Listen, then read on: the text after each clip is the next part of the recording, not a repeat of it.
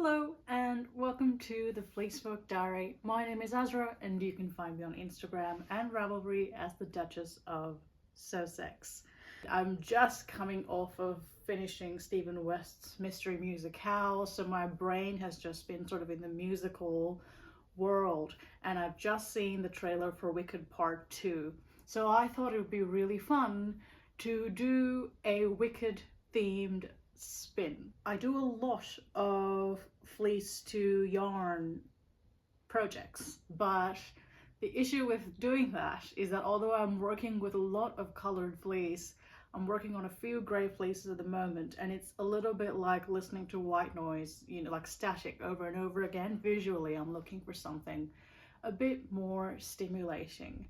And something that that's captured me sort of by death grip this year has been Wicked. So how this all started was that I was just mindlessly scrolling online, and something I love to do is window shop heavily when it comes to fiber dyers, and I always kind of check into the shop of Handmade by Catkin, that is Caitlin Ross, who is based in Canberra in the ACT here in Australia.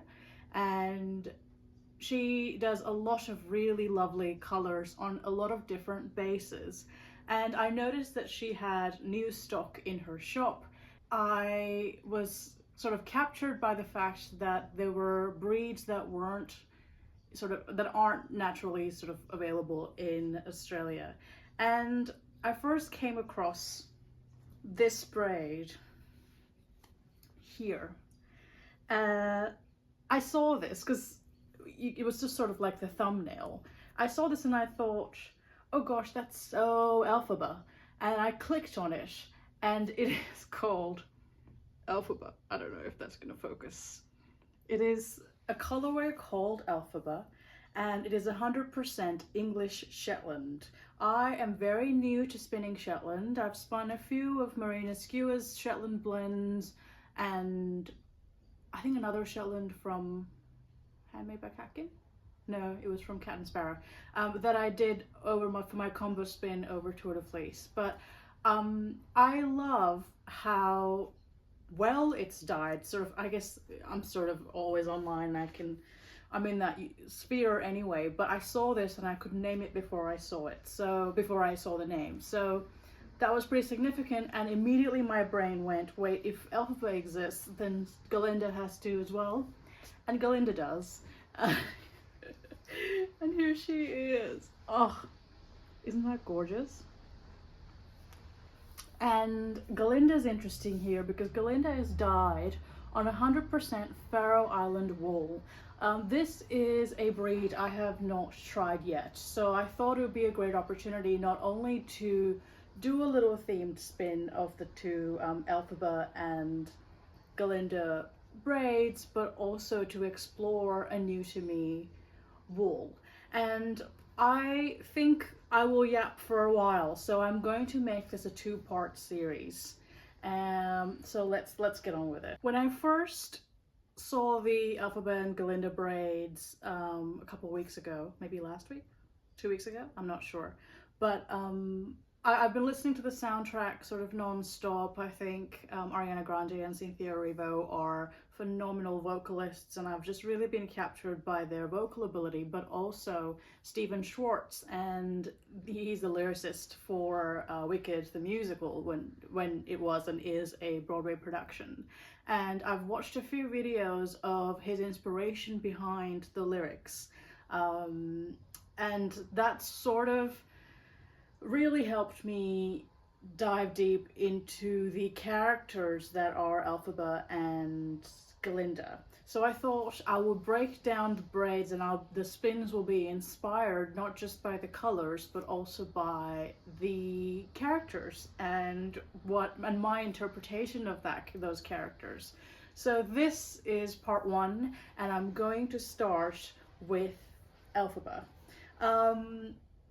The defining song for me for Elphaba is Defying Gravity. I think that's just her big thing. Even in the Broadway show, Act 1 finishes with Defying Gravity. The movie Wicked Part 1 also concludes with Defying Gravity, and it's the lyrics have started to sort of hit home a bit too close to home actually recently, so I feel like I really relate to Elphaba. I feel like a lot of people could relate to Elphaba. A line from Defying Gravity that just like sort of punched me in the throat was when, I mean, it starts with her saying something has changed within me, something is not the same. But halfway through, she is flying high over Oz, and she says, "To those who ground me, take a message back from me. It's time to start defying gravity."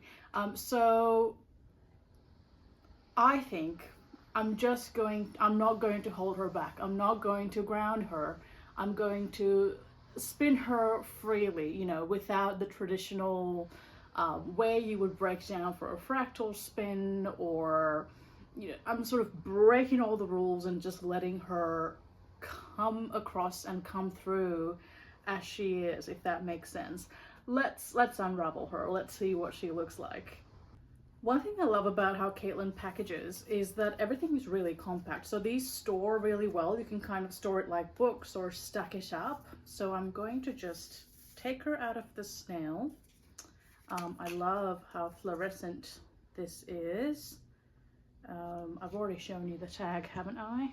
I believe I have. Please focus. There you go. That's Elfie. Caitlin, in the description of this braid, said that she, I think she mostly powder dyes, and that means that the braid isn't sort of unfurled and laid in a sequence and dyed into sort of stripes, but I think it's a bit more diffuse and it can produce a few more interesting color combinations and variations. I believe this is dyed on a colored base, so I'm expecting if you get the right end, you really can just unfurl. Let's see if Elfie repeats colorways, you know, striped sort of fashion. Yum. You can kind of see the natural base here. I think this is over dyed on a kind of, are you repeating? Kind of.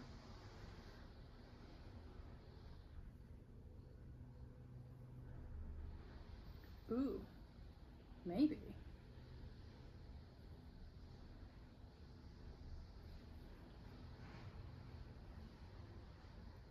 Yeah, okay. So powder dyed, but still repeating, sort of. Sort of. I think I haven't quite split it right. All right, that's interesting. I have no idea what I'm going to do. Maybe let's talk a little bit about Shetland. Whoa, look at that. Look at all these interesting colors coming through. I'm going to give you a bit more of a close-up.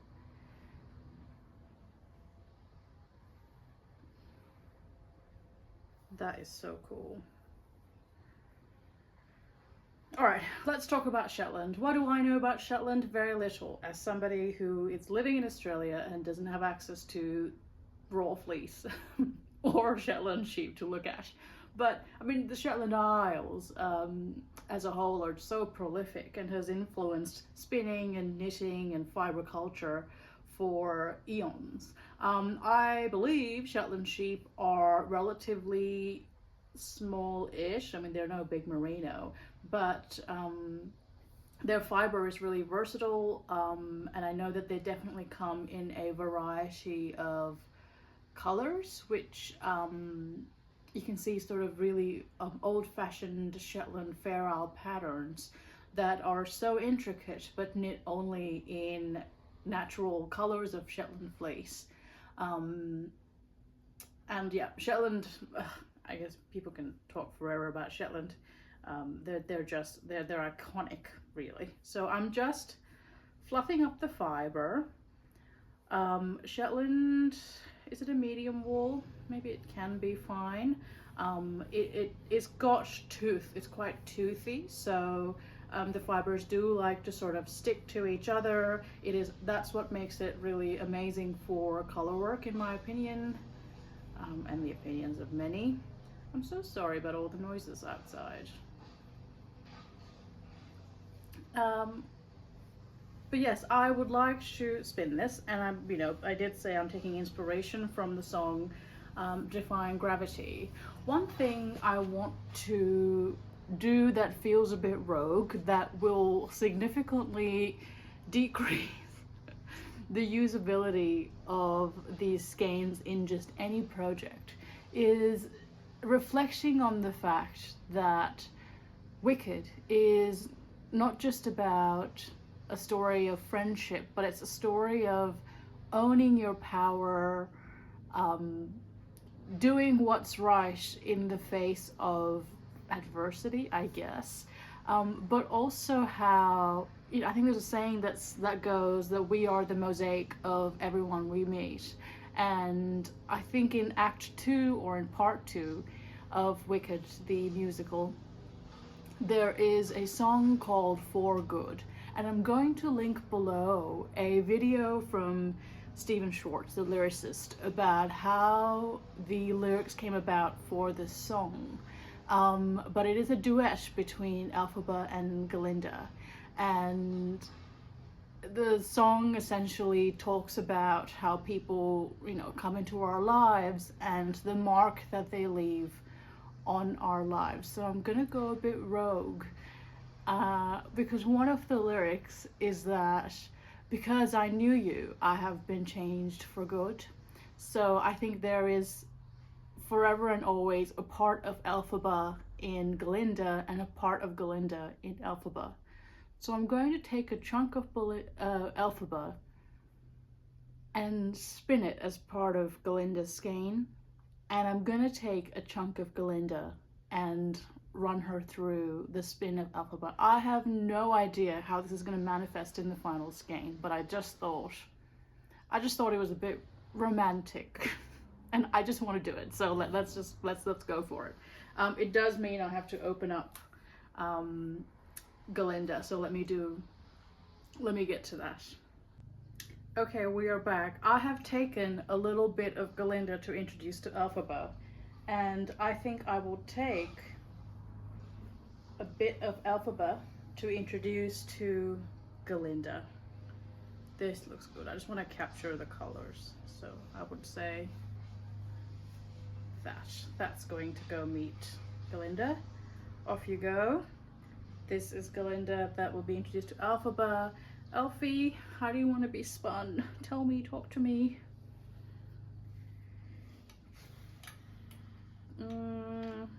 I could just, you're seeing me think live, I could just take, sort of break it up by color and spin, or I could break it up into tiny strips. I really dislike stripping long strips because it never strips evenly. How many times can I say strips in a sentence? Let's not ground her, let's just go. I'm gonna split her in half just to manage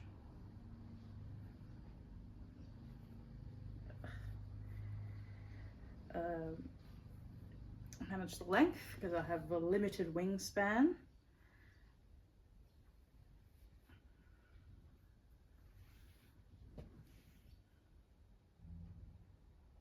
I'm going to genuinely spin this randomly.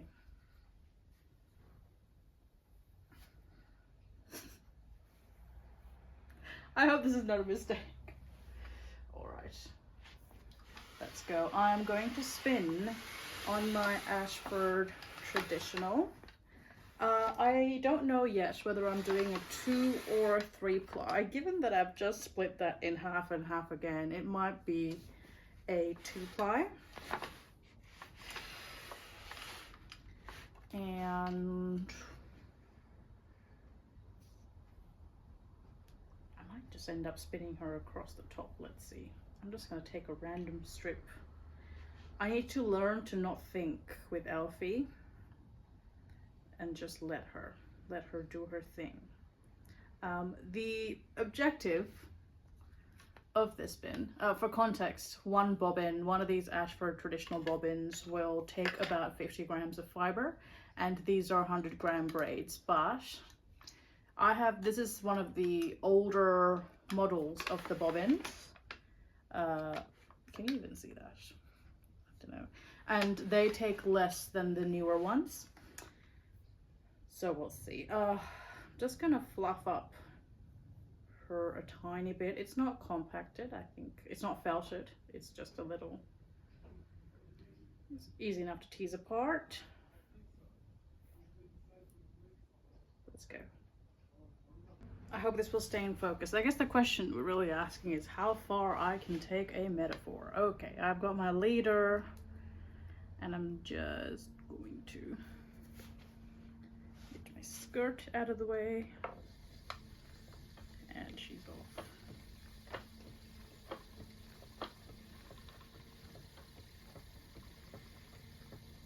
Oh, she needs a bit more attention. I want to wear my glasses. I've been taking them off because of the glare, and I really don't like how it sits. More attention. Sometimes it needs a bit of help. There we go. Okay, she's off. Oh.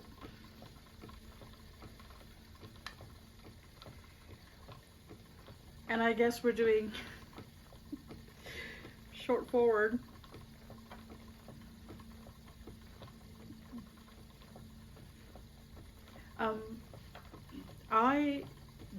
I just thought of this. I have quite a collection of, I'm also spinning her pretty worsted. Let's see how the Shetland copes. I'm known for having a very big stash when it comes to fleece, when it comes to fiber. My yarn stash is slowly thinning because I am spinning more these days. It's sort of not the ick. I haven't got the ick for yarn, but I just don't care for it as much because nothing beats hand spun for me at this stage. So yeah, but people always ask me, like, oh, someone said to me, wow, your retirement plan, you're gonna have a great retirement. And I thought, retirement? I can spin through a 100-gram braid really fast. I'm talking like overnight. I just get super obsessive. Can you see that on the bobbin yet? Perhaps not.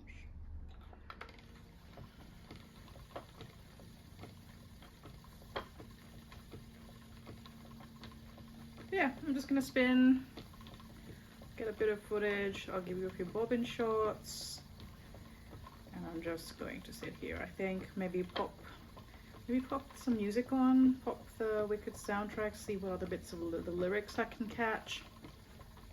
For anyone interested, I do think Idina Menzel revolutionized or revived Elphaba's role on Broadway, but I would argue that Cynthia is a better vocalist. They're all different. They're all prolific in their own way, but Cynthia's really knocking it out of the park. And I will say, as a person of color, to have another person of color be represented at such a big stage, and I think I've read online people saying how different it hits for her to sing about Galinda and sort of Fierro taking after Galinda, and sing the lines "gold hair with a gentle curl" in the song "I'm Not That Girl" was significant to them. I think they're both fantastic. Okay, this is spinning kind of thick. Thicker than I wanted. This might end up being a 2-ply. I don't know. And I don't know when I'm going to introduce Galinda's bits of fibre either. Let's see. Oh, green's coming through. You can kind of see it. Yeah.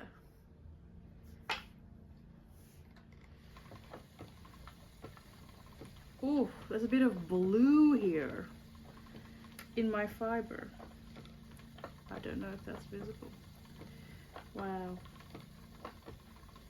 Yeah, I think powder dyeing is really interesting. I'm really thrilled to see that there's still sort of a repeating pattern. I think that does lend itself to, you know, you doing kind of an intentional fractal, should you wish to. Oh, we're in the green, yum!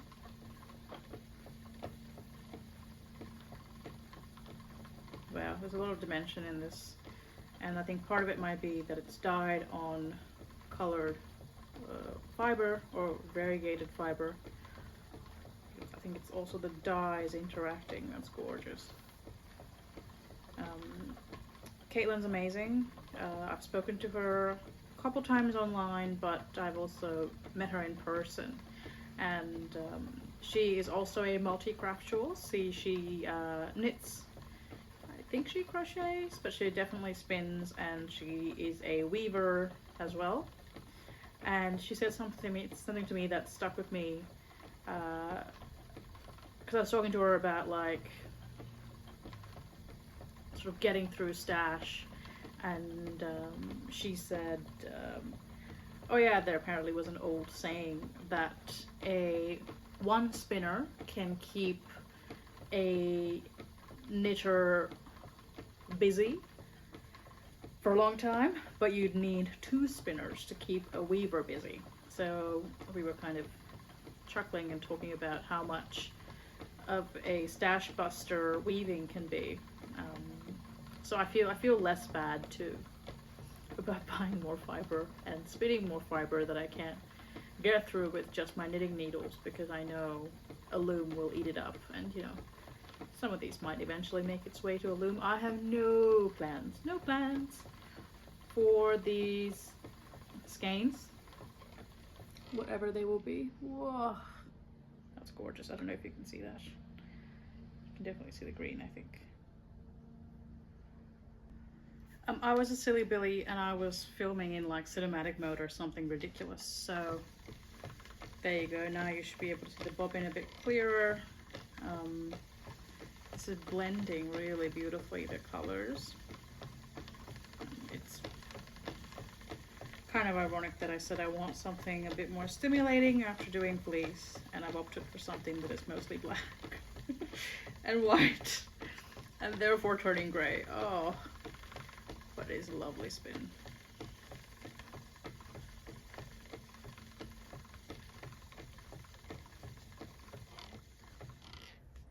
Can you see the bobbin? I think so.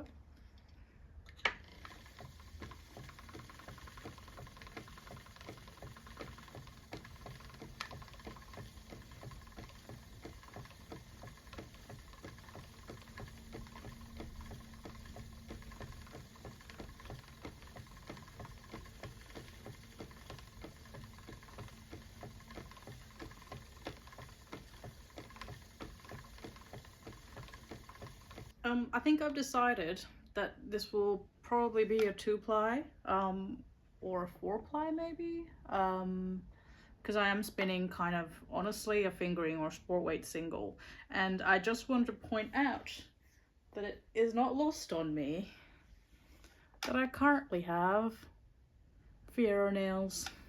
I know, if you know, you know. If you get it, you get it. Okay, I'm going to go.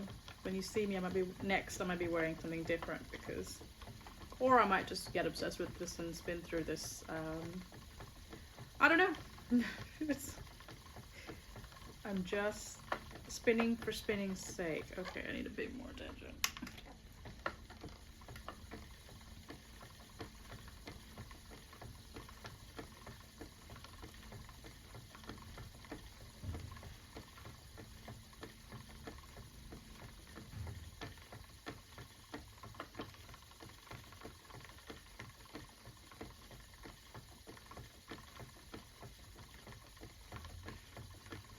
I will say Shetland drafts really beautifully. Like I need to do barely any work here. I'm just feeding the, pulling back sometimes. Can't hold her back, can't hold Elfie back. I don't know why Elphaba feels, actually I do know exactly why she feels relatable. She's also an older sister. She's a lot of things I am, especially Cynthia Erivo's portrayal of her.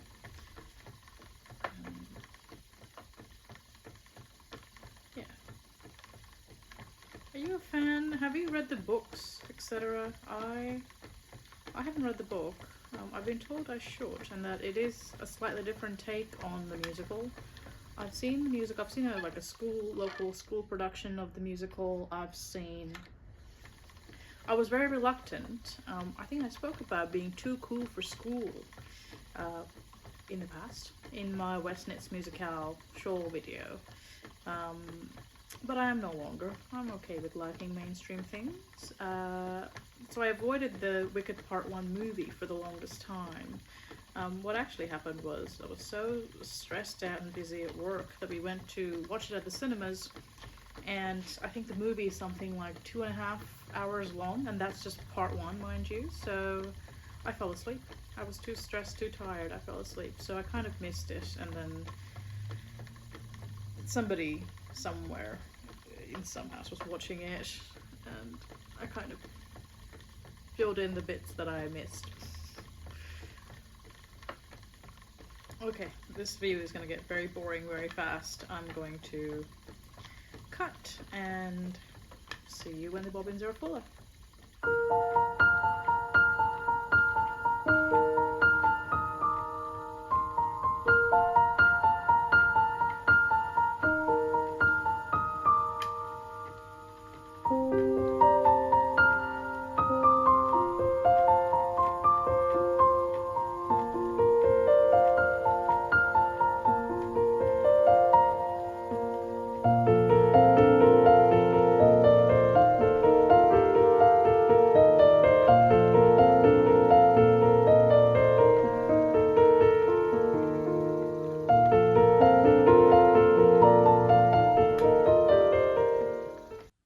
Okay, real quick, I've introduced some of Galinda's fibre to Elphaba, and my god, Faroe Island wool is basically like hair, like human hair. After this like lofty, spongy Shetland, I mean, it's amazing. So they really are representing their characters differently. Yeah, really interesting, but just wanted to capture that. Sorry, I'm shaking. Galinda's in. This is them meeting at Shiz. Hello, and welcome to Floor. There's my gorgeous wheel. I told you I was a very fast spinner and an obsessive one. I have spun through 100 grams of Elphaba, and here they are. I love it. It's gorgeous. I always lose the ends normally, so when I finish, I actually cross it over so that I can always spot it, you know, from a mile away. I did take my bits of Galinda's fibre, the Faroe Island wool. That was so interesting, and I thought it was quite poetic or funny that they have very different characteristics, the English Shetland and the Faroe Island wool. And I think I'll talk more about Faroe Island wool in my Galinda part, which will be part 2. It drafted quite beautifully, to be honest. The English was lovely. The English Shetland was lovely. The way that I split the fibre somehow, the first bobbin turned out way greener than the second one. The second one has a lot more grey, but that's good because I am going to do a 2-ply of these on my e-spinner, and hopefully that means there can be great variation in tone. I haven't weighed these bobbins empty, but I want to see how even I did or didn't get it. So the first bobbin, including the wool and the bobbin, is about 87 grams. and the second one is about 92. Okay, that'll do. There won't be too much wastage.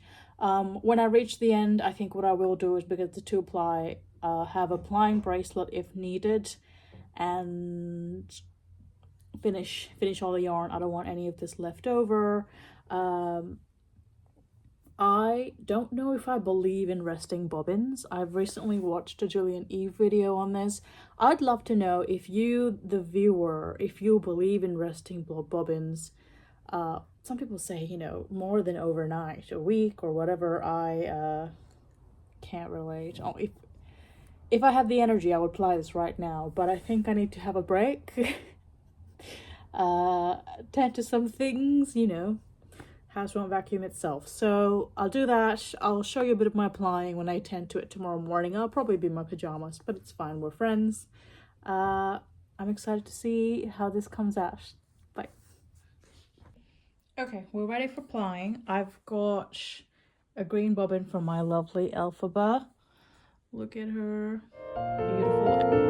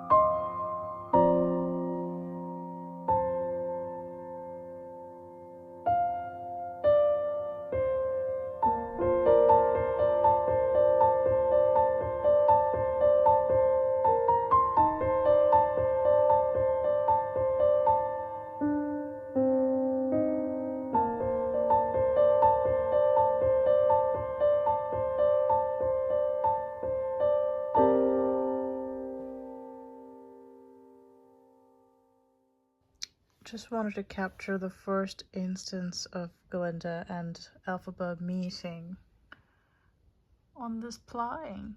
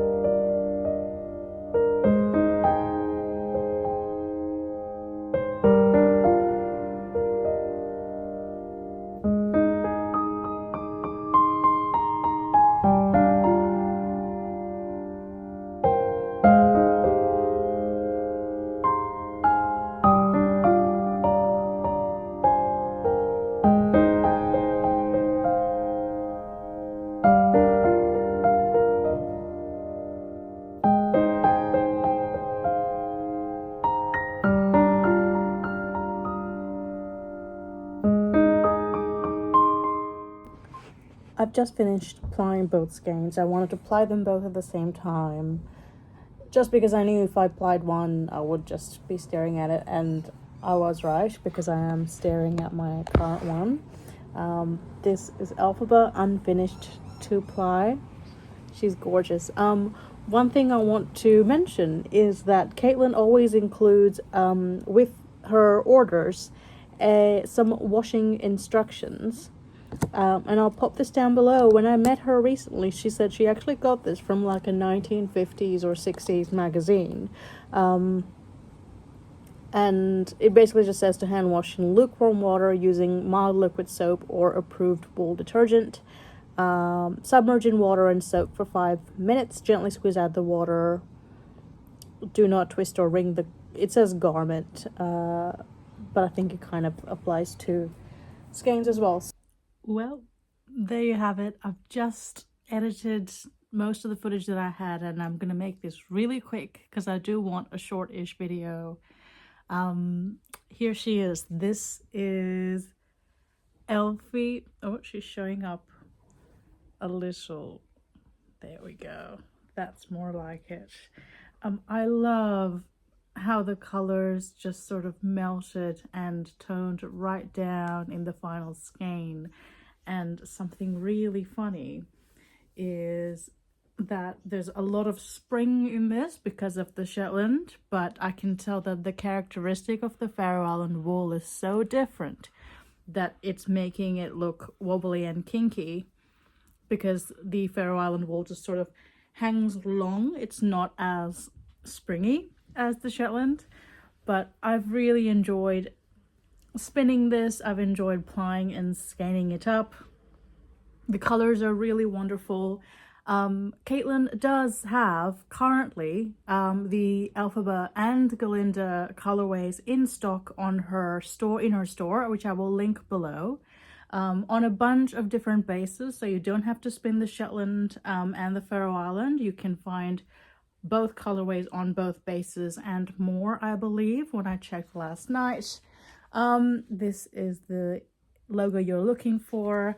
I just want to finish off by saying that there has been a lot of discourse about Shetland and Fair Isle and those traditions in recent times because of the game show Game of Wool. And I think as knitters and crafters that have an appreciation for where the wool comes from and the traditions they come from, it's important for us to learn what we can, where we can about it. So I will link below a video I watched by Gudrun Johnston below. She was in conversation with the lovely Hazel Tyndall, and together they're, you know, two powerhouses, different designers, but prolific icons from Shetland, and it's just lovely to listen to the history and their practice of how they approach craft in Shetland, and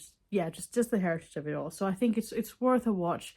I believe Gudrun is doing a series on makers from Shetland. So thank you for tuning in. I really hope you also get into the hype of the whole Wicked release. If you are in this Wicked season making anything that is in the theme of Wicked, whether it is in the Elphaba or Galinda sphere or a third character, and you're spinning something delicious, please feel free to use the hashtag FleeceFolkWickedSpins, and do tag me if you are on Instagram. I would be very curious to know. I do have a Facebook page. I'm just not active on it at all, but I'll see you if you tag me. So I'm FleeceFolk Diary on Facebook, but yeah, if you want to join along, I would love to see what you make.